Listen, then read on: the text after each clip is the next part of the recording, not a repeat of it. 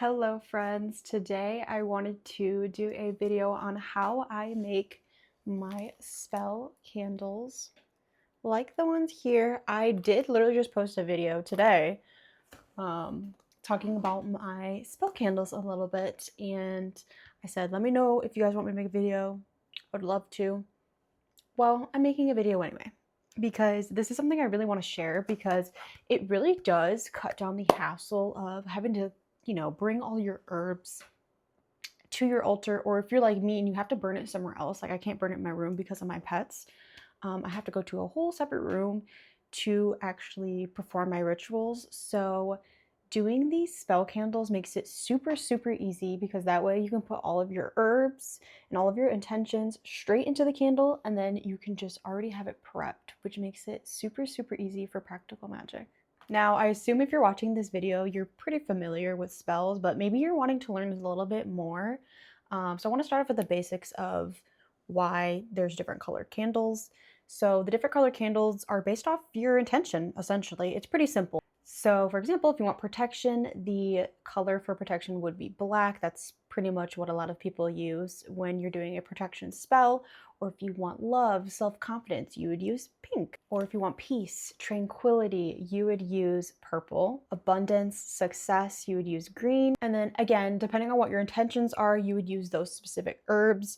If you're unsure of what herbs are used for what, you can just simply Google. That's honestly how I learn everything, and just through word of mouth and then collecting that information. I do actually recommend getting yourself a grimoire. This is basically your witchy encyclopedia for all things spell, magic, depending on what your practice is or what you believe in, of course. For me, I have like all the zodiac signs in here and then what they mean and what they're correlated to. I have the planet energies. Do not feel discouraged if you're like, I don't know everything right away, or you have to like look something up. That is completely part of the process, and it's okay to look things up. So that's what I would recommend doing, is getting some type of grimoire. If you're not totally set on starting a whole entire grimoire, then at least just getting like a notebook and taking notes on the specific herbs and the specific color of candles. So first things first, you're going to want to get some beeswax sheets. Now I got mine from Amazon.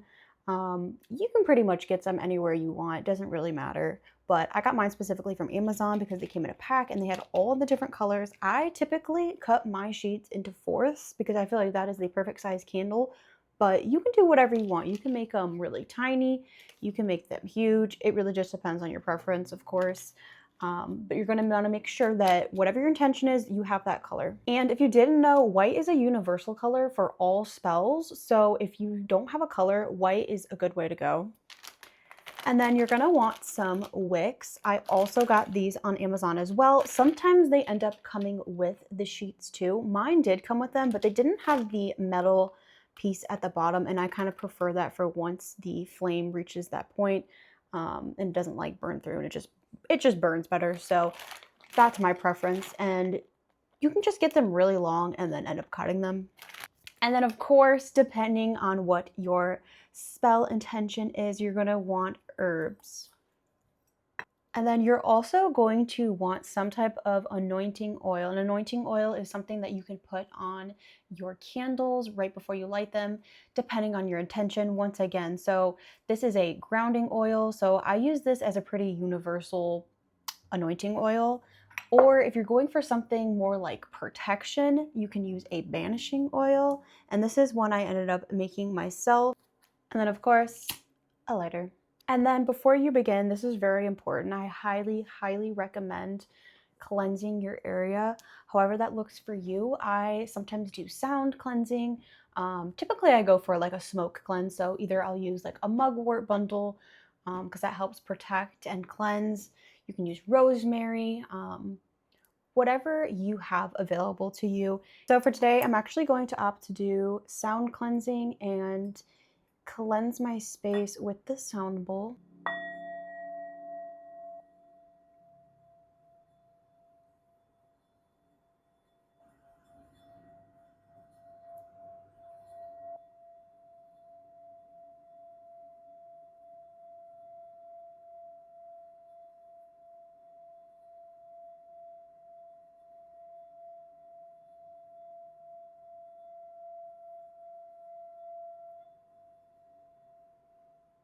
So after you cleanse your space and remove any energies that we don't want to claim and put into our candle, we're going to go ahead and grab whatever color is corresponding to your spell and your intention for today. So I'm going to be doing a protection candle. So if you want to follow along with me, you can go ahead and follow every step that I'm doing.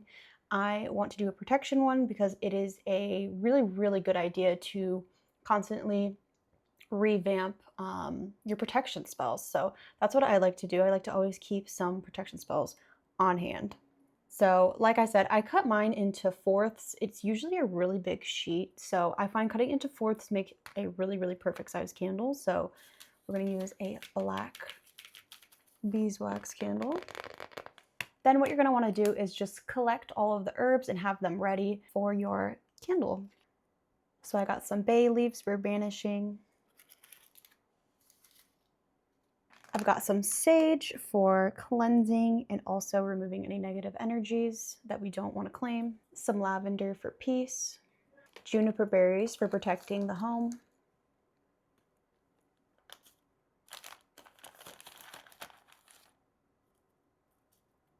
Some cinnamon for prosperity and some good luck, as well as just overall protecting. Rosemary for protection and purification.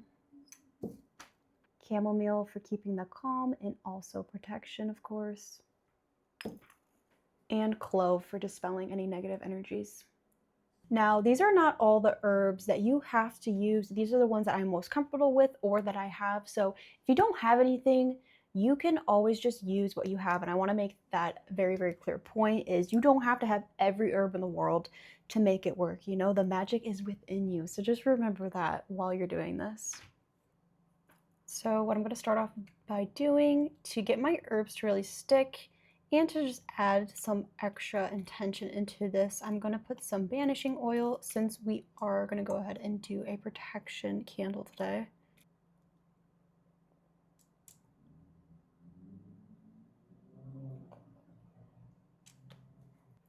Now, after you've anointed your wax, you're going to go ahead and just put all your herbs in there. But just remember while you're doing this, really putting your intention and remembering why you're putting each herb into there. You can think it in your head or you can say it out loud, whatever feels correct for you.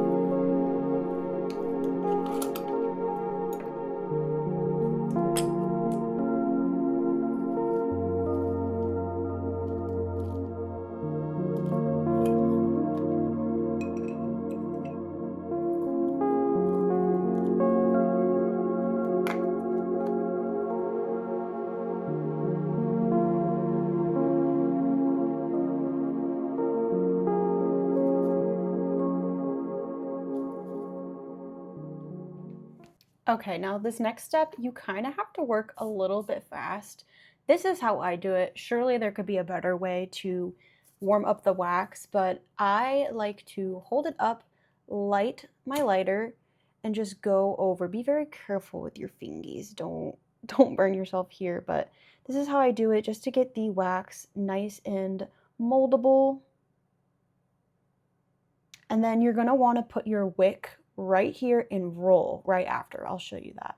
So you want to go ahead, get your wick, kind of angle it. I leave like a 1/4 inch of space, I want to say. And then I roll, just make sure it's malleable. You could pause right here if you feel like some of the wax is still hard over here and lift it up a little bit. Sometimes it's hard to get all of it at once. So then I'm just going to light this side a little bit.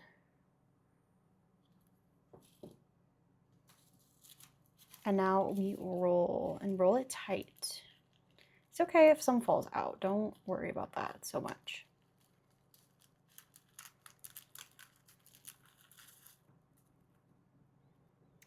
Okay, and sometimes mine look a little funky. That's okay. I think I need to light it again.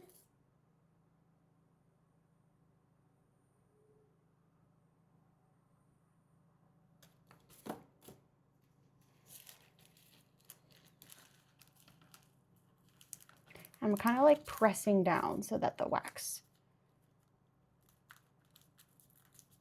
melts onto there. And then after I have that, I kind of fix up this part a little bit, the bottom. And then I'm just gonna go ahead and seal. Again, be careful because you want to touch the wax a little bit, but it might be really hot. Or you can just, again, roll it.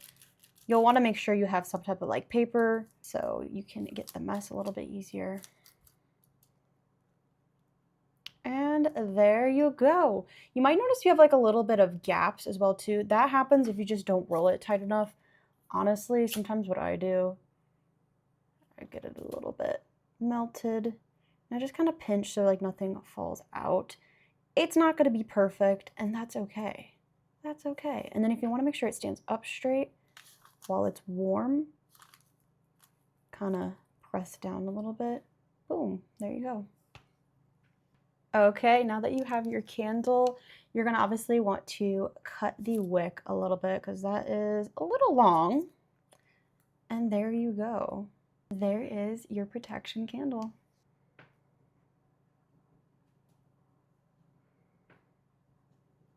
Now your baby is ready for a ritual.